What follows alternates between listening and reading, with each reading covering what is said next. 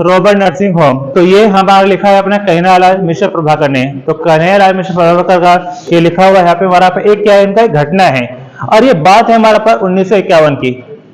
1951 की। तो 1951 में अपना मध्य प्रदेश में भोपाल में अपना वो रहते हैं और वहां पर क्या होता है कि वो अपने किसी जानने वाले के यहाँ पर जाते हैं, जिनका कोई अपना रिश्तेदार है, कोई जानने वाला है, उसके यहाँ जाते हैं। लेकिन जिसके यहाँ जाते हैं तो वो क्या होता है, बीमार पड़ जाता है और फिर उसको लेकर पासी के एक नर्सिंग होम में जाते हैं और जिसका नाम है रॉबर्ट नर्सिंग होम। तो रॉबर्ट नर्सिंग होम में उस अपने परिजन को ले जाते हैं अपना इलाज कराने के लिए।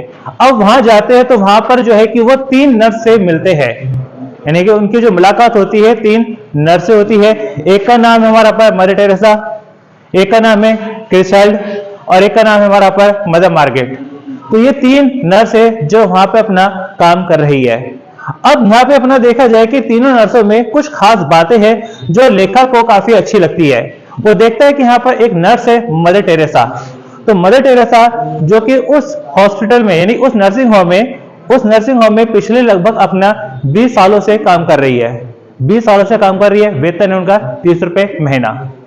और क्या है कि रोगियों की सेवा में लगी हुई है, दिन रात अपना रोगियों की सेवा में लगी रहती है। वो रोगियों के लिए काम कर रही है, ना कि पैसों के लिए। और एक बार अपना वो देखता भी है कि जो एक पेशेंट है अपना जो है कि बैठा हुआ है अपने परिवारजनों के साथ में और वहां पे क्या कुछ उदासी वाला माहौल है, जिसे देखकर अपना जो है कि मदर टेरेसा कहती है कि रोगी के पास लंबा मुंह अच्छा नहीं, कि रोगी के पास लंबा मुंह नहीं। जिसका कहने का मतलब यह था कि रोगी के पास में एक उदासी वाला माहौल बना के नहीं रखना चाहिए, क्योंकि ऐसा करने से क्या होता है कि वो रोगी अपने आप को और ज्यादा बीमार समझता है। ठीक है। और अपना थोड़ा सा उनसे बातचीत वगैरह आगे बढ़ती है तो अपना क्या है कि देखता है कि अपना मदर टेरेसा है, उनसे बातचीत वगैरह होती है तो बताती है कि जब भी अपना उसे अपने परिवार की याद आती है तो वो जो है अपना चिट्ठी आती है तो चिट्ठी में अपना क्या करती है, रिप्लाई में अपनी कोई ना कोई फोटो भेज देती है, क्योंकि वो मानती है कि जो कुछ लिखेगी उससे ज्यादा अच्छा रहेगा अपना फोटो भेजना, क्योंकि फोटो ज्यादा अच्छे से अपना हाल बयां कर देती है। पीछे बातें नहीं। ठीक है। तो यहाँ पर थोड़ा सा आगे बढ़ती है और एक और यहाँ पे हमारा पर नर्स है और उसका नाम हमारा बनता है हमारा पर क्रिसाइल्ड। तो ये दोनों क्या हमारा पर विदेशी है, दूसरे अपने देशों से आई हुई है। तो मदर टेरेसा है, मदर टेरेसा कहाँ की रहने वाली है? मदर टेरेसा है रहने वाली अपना फ्रांस की। और जो मदर क्रिसाइल्ड है तो क्रिसाइल्ड है जो कि रहने वाली है हमारे पास जर्मनी की। तो दोनों एक तरह से कहा गया है कि दुश्मन देश है, लेकिन फिर भी क्या है कि दोनों आपस में काफी एक मेलजोल के साथ में रह रहे हैं, आपस में दुश्मनी वाला भाव नहीं है। इनका काम क्या है, रोगियों की जरूरतमंदों की सेवा करना और उस काम में बखूबी लगी हुई है। अब इसमें जो अपना मदर क्रिसाइल्ड है तो वो भी अपना रोगियों की सेवा में लगी हुई है और उनका अपना एक तबादला होना है, उनका ट्रांसफर होना है धानी के भील सेवा केंद्र में। धानी के भील सेवा केंद्र में उनका तबादला होना है, लेकिन इस चीज को लेकर वो ज्यादा अपना इतना दुखी नहीं है, उन्हें पता है कि रोगियों की सेवा यहाँ भी करनी है और वहां भी करनी है। ठीक है। तो जरूरतमंद वहां भी है और यहाँ भी है। अब थोड़ा सा कहानी इसमें आगे और बढ़ती है। आगे अपने इसमें बताया जाता है कि अपना एक बार ऐशो आराम से पला हुआ एक व्यक्ति है जो पहली बार अपना एक तरह से इलाज के लिए हॉस्पिटल में आता है, जैसे अपना मदर कहती है कि कुछ नहीं अपना कह के उसे हिम्मत देती है ताकि उसको अपना हिम्मत मिले अपने रोग से लड़ने के लिए, अपनी बीमारी से लड़ने के लिए। और एक और इसमें यहाँ पर नर्स के बारे में बताया गया है जो कि हमारा बनती है मदर मार्गरेट। मदर मार्गरेट है इस नर्सिंग होम में सबसे ज्यादा पुरानी नर्स है, सबसे ज्यादा उम्र की नर्स है और एज उनकी बहुत ज्यादा है, लेकिन इतना होने के बाद भी उनके अंदर अपना चुस्ती फुर्ती है। अपने सेवा भाव से वो मक्खी जैसे जीवन जीने वालों को भी अपना एक स्वस्थ रोगी एक स्वस्थ जीवन दे देती है। अपना मक्खी जैसे जीवन मतलब रोगी वाला जीवन से छुटकारा दिलाकर एक स्वस्थ जीवन को दिला देती है। ठीक है। तो कहानी हमारे पास कुछ हिसाब से बनती रहती है। अब बाकी अपना ये जो थोड़ी सी कुछ बातें हैं मैंने काफी शॉर्ट में समझाई है, बाकी अपना जो है कि बुक है तो उसमें अपना दे रखा है, अपना डिटेल में अच्छे से पढ़ लेना। ठीक है। अब इसके जो मेन जो क्वेश्चन आंसर है वो यहाँ पे हमारा बनते हैं। जो मेन यहाँ पे हमारा टॉप 10 क्वेश्चन है जो एग्जाम में आने के लिए बेहद जरूरी है। यहाँ पे अपना इसके बारे में जो मदर टेरेसा चैप्टर के बारे में, रॉबर्ट नर्सिंग होम चैप्टर के बारे में जो बताया मैंने अपना, क्योंकि अगर डिटेल बताऊंगा तो अपना काफी लंबा टाइम लग जाएगा, इसलिए अपना बुक्स में अपना इसको अच्छे से पढ़ लेना। ठीक है। और यहाँ पे हमारा पहला सवाल बनता है हमारा पर मदर टेरेसा के जीवन का उद्देश्य क्या था। कि मदर टेरेसा के जीवन का उद्देश्य क्या था। तो मदर टेरेसा के जीवन का उद्देश्य क्या था, रोगी जरूरतमंदों की सेवा करना, कि जो रोगी है उनकी सेवा करना।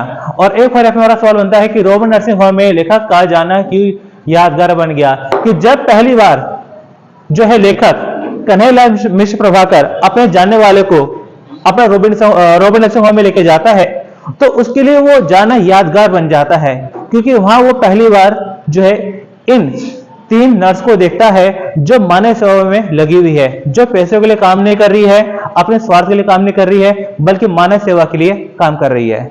और एक और यहाँ पे क्वेश्चन बनता है, यहाँ पर रोबर्ट नर्सिंग होम के डॉक्टर ने कहा, मदर तुम हंसी बिखेरती जो हो, आज से स्पष्ट करो।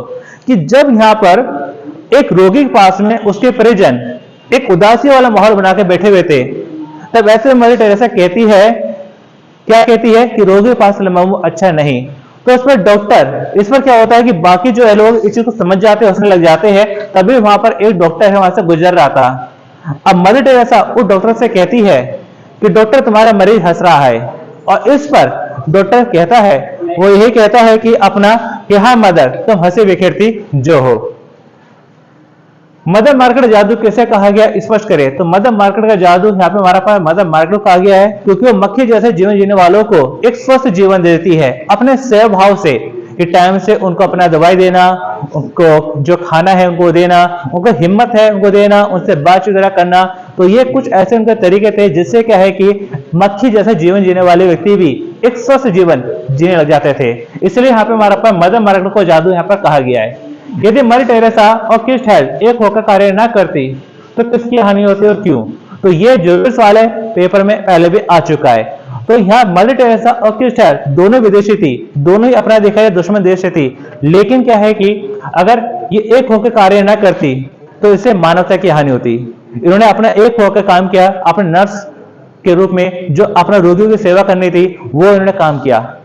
और एक यहाँ हमारा सवाल बनता है कि मदर टेरेसा ने बीमार के पास आते ही क्या कहा। तो मदर टेरेसा ने बीमार के पास आते ही कहा था, रोगी के पास लंबा मुंह अच्छा नहीं, रोगी के पास लंबा मुंह नहीं, मतलब एक उदासी वाला माहौल बना के नहीं रहना चाहिए।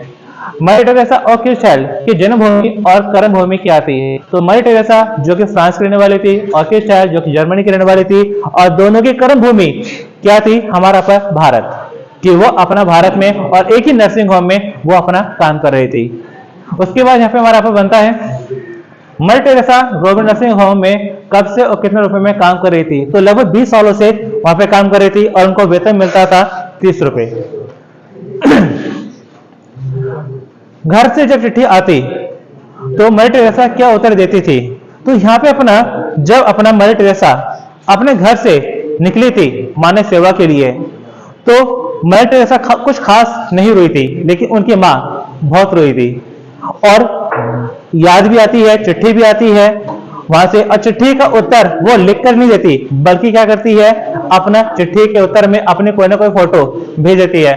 वहां से आवाज ने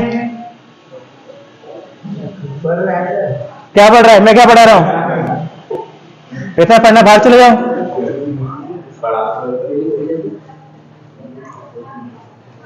तो यहां देखा जाए कि जब भी मदर टेरेसा को चिट्ठी आती तो उसका उत्तर वो अपना एक फोटो डालकर दे दिया करती थी। अपनी जो भी अपना फोटो वगैरह होती थी, उसकी रिसेंट फोटो होती थी, तो वो डाला भेज दिया, क्योंकि वो मानती थी कि जो मैं लिखूंगी उससे ज्यादा कहीं अच्छे से जो मेरी बातें हैं वो मेरी फोटो कह पाएगी। और ये वो क्वेश्चन है जो पेपर पक्का पक्का आएंगे, ठीक है। इनको अच्छे से याद करना समझना जरूरी है। और यह है कि क्वेश्चन हो सकता है डिट्टो सेम ना आए, क्योंकि कभी भी क्वेश्चन डिट्टो सेम नहीं आते हैं, घुमा फिरा के आते हैं। इसलिए क्वेश्चन को समझना बहुत जरूरी है कि क्वेश्चन है क्या, ठीक है। और एग्जाम में कोई भी क्वेश्चन छोड़ना नहीं है, सारे क्वेश्चन अच्छे से भेड़ कर आने हैं, सारे क्वेश्चन ऐसे करके आने, छोड़ना कोई नहीं है। अगर क्वेश्चन छोड़ दोगे तो छोड़े हुए क्वेश्चन में कोई टीचर नंबर नहीं देगा। अगर गलती भी करोगे, बना बनाई करोगे, कुछ ना कुछ तो नंबर मिलेंगे, तो छोड़ना कोई नहीं है। और स्पीड से काम जरूर लेना है पेपर में, क्योंकि हिंदी का पेपर बहुत लेंथी होता है। तो किसी ने शायद देखा भी होगा, किसी ने अपना देखा भी होगा कि जो हिंदी का पेपर होता है पिछले साल का डाउन करके काफी लेंथी पेपर आता है। चलो एक और क्वेश्चन करते हैं यहाँ पर, लेखक ने जादू की पुड़िया किसे कहा है और क्यों। तो ये भी हमारा अपना जरूरी सवाल है कि जादू की पुड़िया इसमें कहा गया है मदर मार्गरेट को, क्योंकि वो उस रोबर्ट नर्सिंग होम में सबसे ज्यादा उम्र की है, सबसे ज्यादा बुजुर्ग है, हाइट भी उनकी ज्यादा नहीं, कम है, लेकिन फिर भी अपना उनके अंदर क्या है कि गजब की चुस्ती फुर्ती है और अपने सेवा भाव से वो मक्खी जैसे जीवन जीने वालों को एक स्वस्थ जीवन देती है। ठीक है, इसलिए यहाँ पे हमारा मदर मार्केट को अपना जादू पुड़िया कहा गया है। तो ये वो क्वेश्चन है जो इस चैप्टर से बहुत ज्यादा जरूरी है। और भी क्वेश्चन है, लेकिन अपने सारे क्वेश्चन करेंगे तो बहुत ज्यादा हो जाएंगे, और ये उनमें से छाटे हुए क्वेश्चन है टॉप 10 जो कि बहुत जरूरी है। ठीक है, अब यहाँ पर देख लो, इसके फोटो इसके अपने टेलीग्राम चैनल पर डाल दूंगा।